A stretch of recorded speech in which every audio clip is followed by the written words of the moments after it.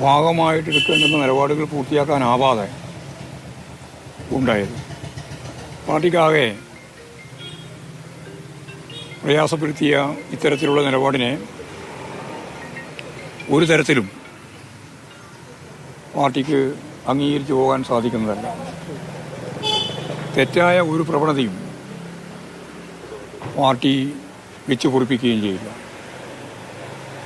തെറ്റുതിരുത്തൽ പ്രക്രിയയിലൂടെയാണ് party ഓരോ ദിവസവും, ഓരോ മാസവും, ഓരോ വർഷവും കടന്നു പോയിക്കൊണ്ടിരിക്കുന്നത്.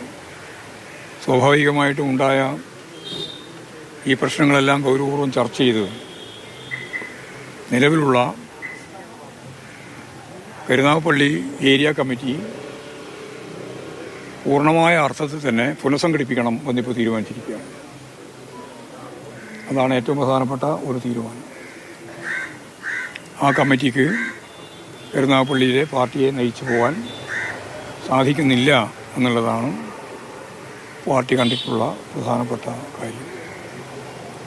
ഒരു അഡ്ഹോc കമ്മിറ്റി രൂപീകരിച്ചുകൊണ്ട് അതിനടിസ്ഥാനപ്പെടുത്തി അവിടെ പാർട്ടി ഏരിയ കമ്മിറ്റിയുടെ ചുമതല നിർവഹിക്കുന്നതിന് വേണ്ടി പാർട്ടി സഖാക്കളെ ചുമതലപ്പെടുത്തിയിരിക്കുകയാണ്. അതിനടിസ്ഥാനപ്പെടുത്തി ഇനി സംഘടനാ പ്രവർത്തനം മുന്നോട്ടേക്ക് പോകും. തെറ്റായ എല്ലാ പ്രവണതയെയും പരിശോധിച്ച് ആവശ്യമായ നടപടി സ്വീകരിക്കുകയും ചെയ്യും. ഇപ്പോൾ ഏരിയ സമ്മേളനം ഉണ്ടാവും. ഏരിയ സമ്മേളനം ഉണ്ടാവില്ല. പ്രതിഷേധമൊക്കെ നടപടി ഉണ്ടാവുമോ? അതൊക്കെ അത് സംബന്ധിച്ചെല്ലാമുള്ള ഈ അഡ്ഹോക് കമ്മിറ്റി തീരുമാനിച്ചിട്ടുണ്ട്. നടപടി ഉണ്ടാവും. അത് ഞാൻ മലയാളത്തിലല്ലേ പറയുന്നത്. അതൊക്കെ പരിശോധിച്ച് ചെയ്യേണ്ട കാര്യമാണ്. അതൊക്കെ പരിശോധിച്ച് ചെയ്യും. ആർക്കെതിരെ ഇപ്പോൾ ഒരു നടപടിയില്ല. ആർക്കെതിരെ ഇപ്പോൾ ഒരു നടപടിയില്ലല്ലേ? കളികളിലും അതിന് മുമ്പ് ഉണ്ടായിട്ടുണ്ട്.